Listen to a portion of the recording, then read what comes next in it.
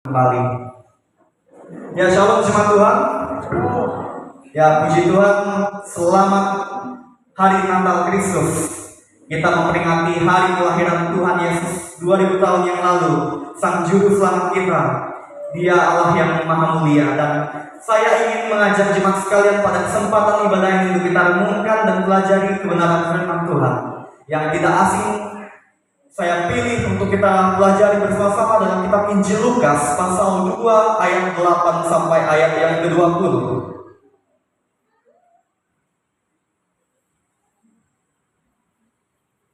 Injil Lukas pasal 2 ayat yang ke-8 sampai ayat yang ke-20. Saya ajak jemaat sekalian kita bacakan firman Tuhan ini secara responsoria. Saya bacakan ayat-ayat yang genap, jemaat sekalian bacakan ayat-ayat yang ganjil. Sampai di ayat yang ke-20, nanti ayat yang ke-20 kita bacakan bersama-sama. Injil Lukas pasal 2 ayat 8 sampai ayat yang ke-20. Kalau jemaat Tuhan sudah menemukan, katakan amin. Judul dari kebenaran firman Tuhan ini, Gembala-Gembala. Ayat yang ke-8, beginilah firman Tuhan. Di daerah itu ada gembala-gembala yang tinggal di padang menjaga kawanan ternak mereka pada waktu malam. Tiba-tiba berdirilah seorang malaikat Tuhan di dekat mereka, dan kemuliaan Tuhan bersinar meliputi mereka, dan mereka sangat ketakutan. Lalu kata malaikat itu kepada mereka, "Jangan takut, sebab sesungguhnya aku memberitakan kepadamu kesukaan besar untuk seluruh bangsa. Hari ini telah lahir bagimu Juru Selamat, yaitu Kristus Tuhan yang berkata. Dan inilah tandanya bagimu, kamu akan menjumpai seorang bayi dibungkus dengan lampin dan terbaring di dalam palungan." Dan tiba-tiba tampaklah bersama-sama dengan malaikat itu bintang besar bawah tentara surga yang memiliki Allah katanya. Kemuliaan bagi Allah di tempat yang maha tinggi, dan damai sejahtera di bumi di antara manusia yang berkenan kepadanya. Setelah malaikat-malaikat itu meninggalkan mereka dan kembali ke surga, gembala-gembala itu berkata seorang kepada yang lain, "Marilah kita pergi ke Betlehem untuk melihat apa yang terjadi di sana, seperti yang diberitahukan Tuhan kepadanya." Lalu mereka cepat-cepat berangkat dan menjumpai Maria dan Yusuf dan bayi itu yang sedang berbaring di dalam palungan. Dan ketika mereka melihat, mereka memberitahukan apa yang telah dikatakan kepada mereka tentang anak. Dan semua orang mendengarnya heran tentang apa yang dikatakan gembala-gembala itu kepada mereka. Tetapi Maria menyimpan segala perkara itu di dalam hatinya dan merenungkan. Ayat 20 kita bacakan bersama-sama, 1, 2, 3. Maka kembalilah gembala-gembala itu sambil memuji dan memuliakan Allah, karena segala sesuatu yang mereka dengar dan mereka lihat, semuanya sesuai dengan apa yang telah dikatakan kepada mereka. Puji Tuhan, dikatakan berbagi oleh firman Tuhan adalah setiap kita yang mau mendengar firman Tuhan dan mau melakukan firman Tuhan itu dalam kehidupan hari lepas hari. Dari kebenaran firman Tuhan ini saya punya tema untuk kita renungkan bersama-sama, yaitu makna kelahiran Tuhan Yesus. Ya Bapak Ibu Saudara, pasti Bapak Ibu Saudara tidak asing dengan peristiwa yang maha agung ini, yaitu peristiwa kelahiran Tuhan Yesus yang selalu kita peringati setiap tanggal 25 Desember setiap tahun, ya Bapak Ibu Saudara. Dan pastinya Bapak Ibu Saudara dengan sukacita meresponi kelahiran Tuhan Yesus di tanggal 25 Desember. Ada yang open house, sudah siapkan cemilan yang begitu banyak, kemudian makanan-makanan yang tidak kalah enak begitu ya. Sebagai wujud sukacita Bapak Ibu Saudara menyambut kelahiran Sang Juru Selamat kita, yaitu Tuhan Yesus Kristus. Oleh karena itu Bapak Ibu Saudara, Natal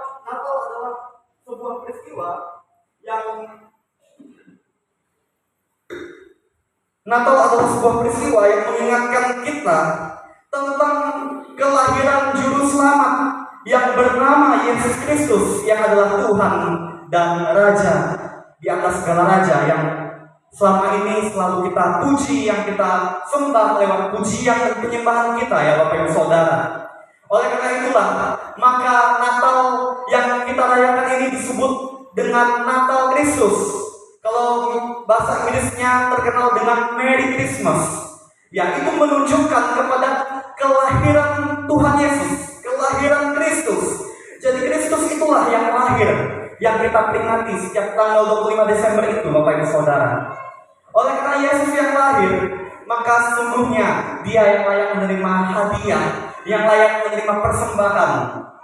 Tetapi ketika kita menghadiri ibadah-ibadah Natal di gereja-gereja yang ada di wilayah Sukamara ini, baik yang ada di Kecamatan Baleriam, Kecamatan Permata Kecubung, setiap ibadah Natal yang diadakan oleh setiap gereja itu pasti ada door prize. Ya kan Bapak Ibu Saudara, ada hadiah. Ya, hadiahnya itu bermacam-macam bentuknya. Malah kita yang bersukacita karena kita yang mendapatkan hadiah di hari kelahiran Tuhan Yesus. Tetapi makna Natal sesungguhnya Bapak Ibu Saudara yang harus kita pahami secara lebih mendalam adalah Yesus itulah yang harusnya menerima persembahan, menerima hadiah dari kita umatnya yang percaya, dari kita jemaatnya yang percaya kepada Dia. Dan saya ingin ajak jemaat semua untuk kita memaknai kelahiran Tuhan Yesus itu. Dengan apakah kita memaknai kelahiran Tuhan Yesus 2000 tahun yang lalu, yang sudah hadir ke dunia menggenapi nubuatan-nubuatan nabi-nabi dalam kitab perjanjian lama, bahwa Dia harus lahir menjadi penyelamat kita, menjadi juru selamat kita. Dia menjadi manusia, Dia tinggalkan tahta kemuliaannya di sorga, turun dengan kerendahan hati ke dalam dunia ini menjadi manusia yang tidak berdosa untuk menyelamatkan kita. Kita memperingati Yesus Kristus itu Bapak Ibu Saudara, dan saya bagikan menjadi 3 poin dari kebenaran firman Tuhan ini untuk memaknai kelahiran Tuhan Yesus. Bapak Ibu Saudara, mari kita simak poin yang pertama. Tuhan berkenan kepada kaum yang rendah di mata manusia untuk menjadi saksi Kristus. Ya Bapak Ibu, dari kebenaran firman Tuhan yang tadi kita bacakan secara responsoria, kita diberitahukan bahwa yang menjadi saksi pertama untuk menyaksikan Yesus telah lahir, yaitu adalah gembala-gembala, bukan pejabat, bukan raja, bukan orang-orang intelektual terpelajar atau orang-orang yang cerdas, Bapak Ibu Saudara. Tetapi perkenan Tuhan, kemurahan Tuhan, Tuhan nyatakan, Tuhan menghendaki yang pertama untuk menjadi saksi pertama menyaksikan Yesus lahir, yaitu adalah gembala-gembala. Bapak Ibu Saudara, gembala-gembala pada zaman itu adalah orang-orang yang dipandang rendah oleh manusia. Pekerjaan gembala yang merawat, memelihara kawanan ternak domba pada zaman dahulu itu adalah kaum yang dipandang rendah, tidak dihargai, bahkan tidak dihormati malah Bapak Ibu Saudara.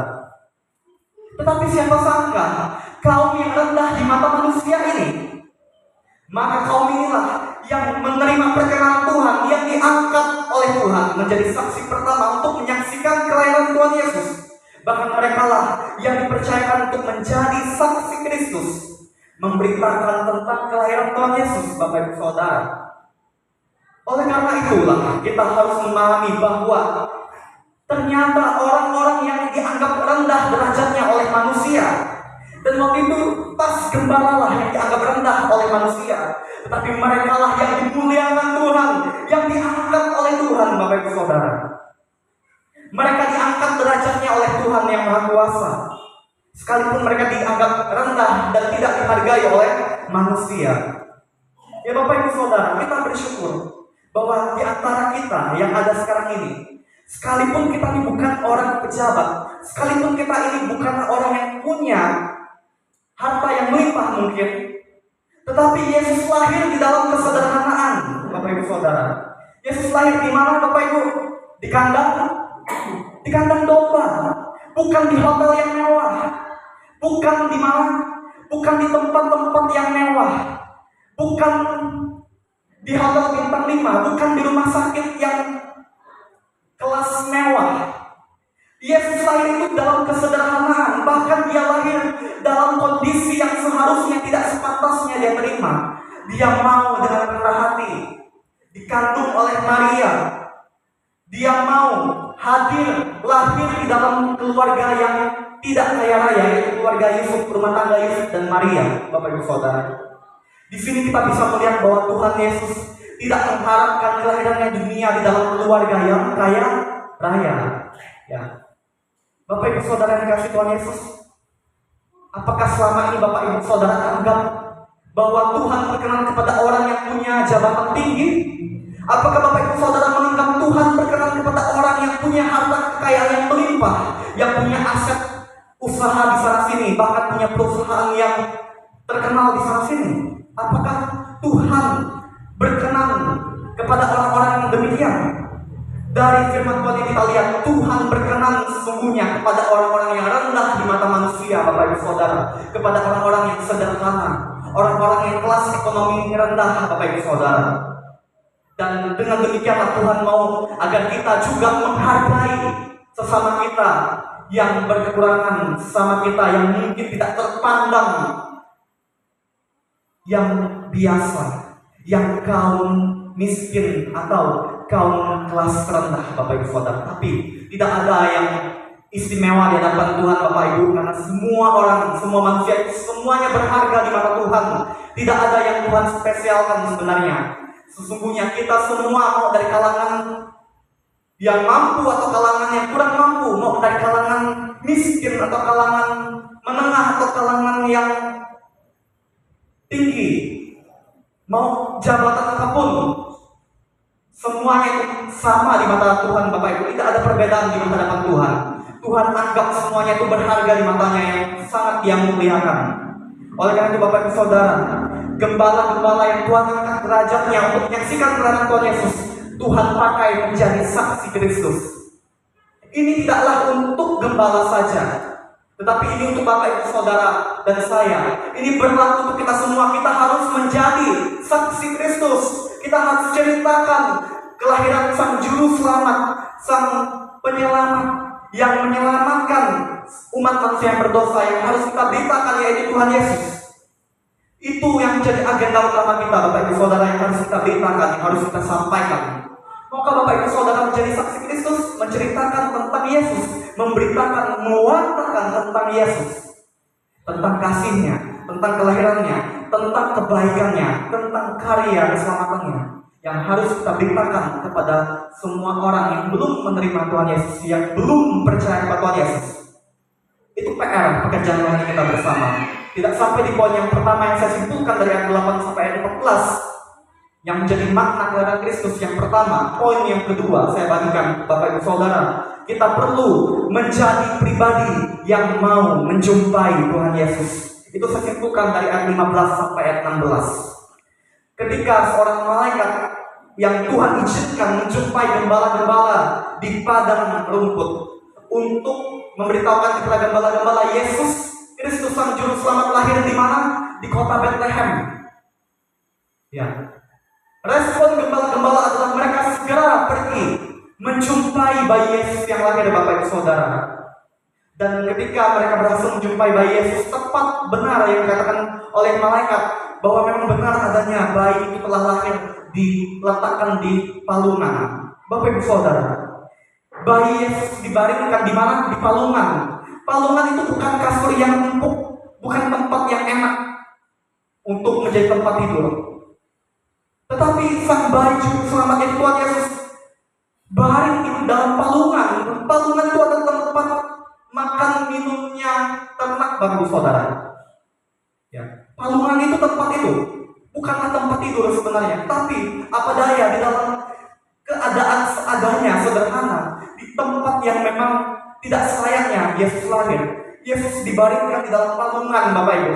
Yang penting Yesus bisa berbaring di tempat di mana dia bisa istirahat dalam kondisi sebagai bayi kudus, Bapak Ibu Saudara. Kalau Bapak Ibu Saudara punya anak, bersyukurlah kalau anaknya yang masih bayi bisa dibaringkan di tempat tidur yang empuk, yang nyaman, yang aman. Yesus pada waktu itu di kandang domba, Bapak Ibu, di mana? Di palungan. Ya. Gembala-gembala menjumpai Yesus di kandang domba, di mana Yesus dibaringkan di dalam palungan.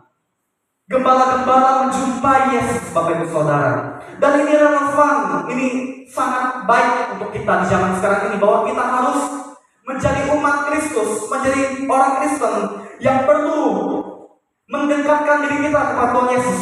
Karena itulah cara kita untuk menjumpai Yesus.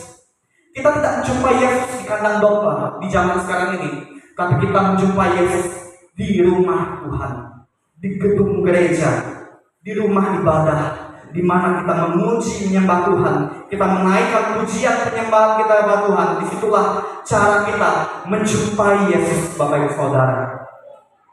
Pergi ke Bethlehem itu berbicara tentang kita yang harus datang menjumpai Tuhan. Itu berbicara tentang kita yang harus pergi menghampiri Tuhan, Bapak Ibu Saudara. Menghampiri Tuhan di rumah Tuhan, di gedung gereja, di rumah ibadah ini.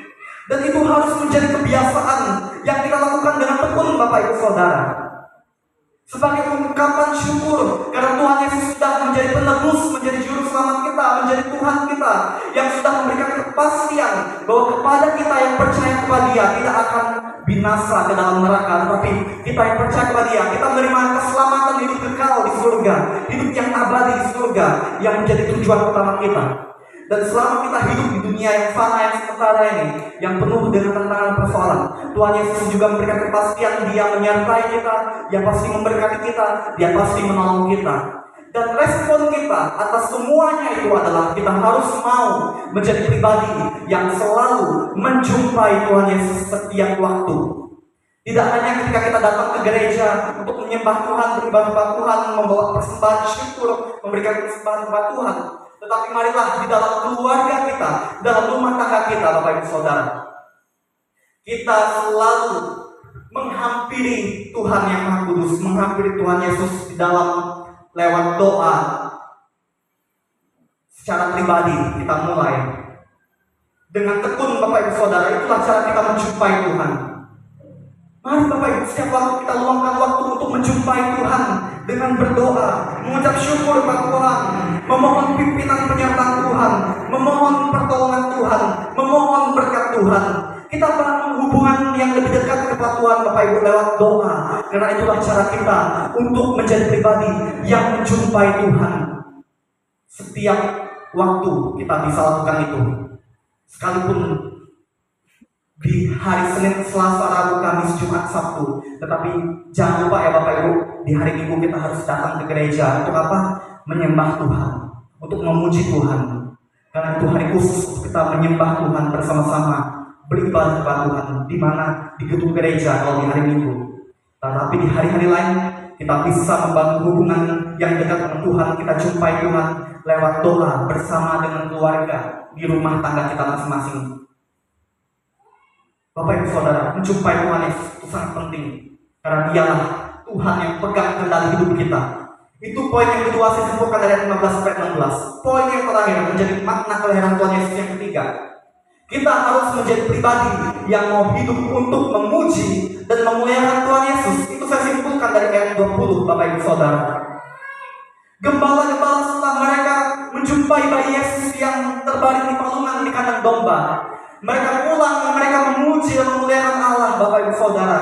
Mereka bersuka cita, mereka bergembira karena mereka telah menjumpai Sang Juru Selamat yang telah lahir. Bapak Ibu Saudara, inilah yang perlu kita lakukan sebagai respon kita memaknai kelahiran Tuhan Yesus. Kita harus menjadi pribadi yang mau hidup untuk memuji dan memuliakan Tuhan. Dengan cara apakah kita memuji Tuhan? Mari kita gunakan kehidupan rohani kita. Mari kita gunakan tubuh kita untuk memuliakan Tuhan. Menggunakan pikiran kita, menggunakan mulut kita, menggunakan telinga kita, menggunakan mata kita, menggunakan tangan kita, menggunakan kaki kita, menggunakan semua yang ada pada hidup kita, harta kita, jabatan kita, semuanya kita gunakan itu untuk apa? Memuji dan memuliakan Tuhan Yesus. Itulah yang perlu kita lakukan sebagai respon memaknai kelahiran Tuhan Yesus. Makanya Bapak Ibu Saudara, Kita perlu menjadi umat Tuhan yang tidak memperhitungkan untung rugi dalam memberi untuk pekerjaan Tuhan. Mari kita berikan yang terbaik untuk Tuhan. Jadikan itu sebagai persembahan, sebagai kado yang terindah untuk kelahiran Sang Juru Selamat yang telah lahir untuk kita 20 tahun yang lalu. Seharusnya kita yang beri kado untuk Tuhan Yesus. Dan 25 Desember adalah hari di mana kita peringati kelahiran Tuhan Yesus. Kita berikan yang terbaik untuk Tuhan. Tidak hanya di momen Natal saja, tetapi ketika kita melihat pekerjaan Tuhan, di mana kita berjemaat, di mana kita bergereja, sangat butuh uluran tangan kepedulian kita. Kita bisa berikan yang terbaik, karena itu adalah pekerjaan Tuhan. Bapak Ibu Saudara, tidaklah sia-sia kita memberikan semua yang kita punya dalam hidup kita ini untuk hormat dan kemuliaan bagi Tuhan, apalagi untuk mendukung pekerjaan Tuhan. Karena itulah yang menjadi respon makna kelahiran Juru Selamat. Sama seperti yang dilakukan oleh gembala-gembala ini, Bapak Ibu Saudara. Mereka memuji dan memuliakan Tuhan Yesus ketika mereka sudah mengalami perjumpaan dengan Tuhan.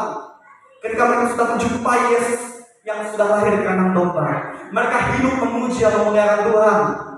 Sangat banyak yang bisa kita lakukan, Bapak Ibu, dalam hidup kita, yang bisa kita kerjakan di dalam keluarga kita, di dalam pekerjaan kita, di dalam rumah tangga keluarga kita, dan juga di dalam gereja di mana kita berjemaat untuk memuji dan memuliakan Tuhan.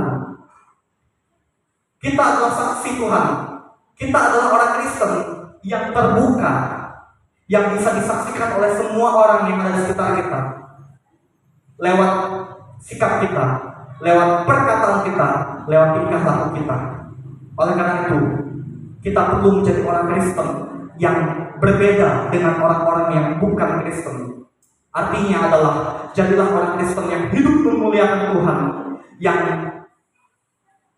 berbuat, bertindak, berkata-kata sesuai dengan kebenaran firman Tuhan. Karena itu juga adalah tindakan yang memuji Tuhan. Itu adalah tindakan yang memuliakan Tuhan, yang sesuai dengan Tuhan dan pasti menyenangkan hati Tuhan. Perbuatan-perbuatan demikianlah yang dapat menjadi berkat Natal yang boleh dialami oleh orang-orang di sekitar kita, oleh keluarga kita, oleh semua orang yang ada di sekeliling kita. Marilah kita menghadirkan Kristus, menghadirkan kelahiran Yesus, menghadirkan kasih Kristus dengan hidup memuji dan memuliakan Tuhan lewat karakter, sikap hidup kita yang benar, yang baik, yang memuliakan Tuhan, yang sesuai dengan Tuhan, yang berdampak menjadi berkat bagi sesama kita. Karena itu juga adalah sebuah pekerjaan rohani yang harus kita tekun lakukan dalam hidup kita, Bapak Ibu Saudara. Makanya hidup ini harus jadi berkat. Bapak Ibu Saudara yang kasih Tuhan Yesus, 3 poin yang saya bagikan menjadi makna kelahiran Tuhan Yesus. Kita semua berharga di mata Tuhan. Sekalipun mungkin ada di antara kita yang merasa kita ini dianggap rendah, tidak dihargai, disepelekan, direndahkan. Bapak Ibu Saudara, gembala-gembala 2000 tahun yang lalu itu pun dianggap sebagai kaum yang rendah, Bapak Ibu. Dianggap sepele, tidak dihargai. Tapi siapa sangka mereka lah orang yang dimuliakan Tuhan, Bapak Ibu. Dan mereka dipakai Tuhan menjadi saksi Kristus. Dan Tuhan pun mengharapkan, Tuhan juga menghendaki kita yang direndahkan oleh orang-orang dunia, kita pun menjadi saksi Kristus untuk menjadi alat Tuhan yang Tuhan pakai menyatakan kemuliaan Tuhan. Ayo Bapak Ibu, mari kita buka hati kita lembutkan hati kita dan bersedia untuk dipakai menjadi alat Tuhan, menjadi berkat, menjadi saluran berkat, menjadi alat Tuhan untuk menyatakan kasih Tuhan, menjadi berkat bagi sesama kita, sama seperti gembala-gembala. Dan yang kedua, marilah kita selalu memuji Tuhan, marilah kita selalu menjumpai Tuhan. Artinya kita perlu untuk tekun selalu mendekatkan diri kita kepada Tuhan setiap waktu, Bapak Ibu. Jangan abaikan Tuhan, jangan mengabaikan Tuhan, jangan melupakan Tuhan. Marilah kita selalu mendekatkan diri kita kepada Tuhan. Itulah cara kita untuk menjumpai Tuhan, dan kita bisa lakukan itu lewat doa kita secara pribadi setiap hari, dan juga ketika kita beribadah kepada Tuhan di hari Minggu. Dan poin yang ketiga, marilah kita menjadi pribadi yang hidup untuk memuji dan memuliakan Tuhan Yesus. Hidup sesuai kehendaknya, sesuai firman-Nya, sehingga hidup kita menyatakan kemuliaan Tuhan. Bersyukur untuk firman Tuhan ini Inilah makna kelahiran Tuhan Yesus yang dapat saya bagikan kepada Bapak Ibu Saudara sekalian. Tuhan Yesus memberkati. Bersyukur untuk firman Tuhan ini, kita berdoa. Terima kasih Tuhan, kami boleh belajar mengenai firman-Mu yang menjadi makna kelahiran Tuhan Yesus yang kiranya dapat kami hidupi dengan kami lakukan lewat kehidupan kami setiap hari ya Tuhan. Tolonglah kami untuk melakukan firman-Mu ya Tuhan dalam kehidupan kami, sehingga hidup kami menyatakan kemuliaan Tuhan, hidup kami menyatakan Kristus yang memberkati, yang mendatangkan sukacita, yang mendatangkan damai sejahtera. Dan itulah yang kami pancarkan lewat hidup kami kepada keluarga kami, kepada orang-orang yang ada di sekitar kami, dimanapun kami berada ya Tuhan. Dan biarlah lewat hal itu menjadi kesaksian yang hidup, di mana hidup kami menyatakan kasih Kristus, hidup kami menyatakan kemuliaan Tuhan Yesus. Terima kasih ya Tuhan untuk kebenaran firman-Mu yang boleh kami sama-sama pelajari pada kesempatan ini. Dalam nama Tuhan Yesus kami berdoa dan mengucap syukur. Haleluya. Amin. Saya mengajak jemaat Tuhan untuk berdiri. Mari kita bersama-sama mengucapkan pengakuan iman rasuli kita sebagai umat yang percaya kepada Tuhan Yesus. Pengakuan iman rasuli kita ucapkan bersama-sama. 1, 2, 3. Aku percaya kepada Allah, Bapa yang Maha Kuasa, Kekal langit dan bumi, dan kepada Yesus Kristus, Anaknya yang tunggal Tuhan kita, yang dikandung daripada Roh Kudus, lahir dari anak darah Maria, yang menderita di bawah pemerintahan Pontius Pilatus, disalibkan, mati dan dikuburkan, turun dalam kerjaan maut, pada hari yang ketiga, bangkit pula dari antara orang mati, naik ke surga, duduk sebelah kanan Allah, Bapa yang Maha Kuasa, dan akan datang dari sana untuk menghakimi orang yang hidup dan yang mati. Aku percaya kepada Roh Kudus, gereja yang kudus dan am, persekutuan orang kudus, pengampunan dosa, kebangkitan daging, dan hidup yang kekal. Amin. Jemaat Tuhan bersatu kembali kepada yang saya persilakan.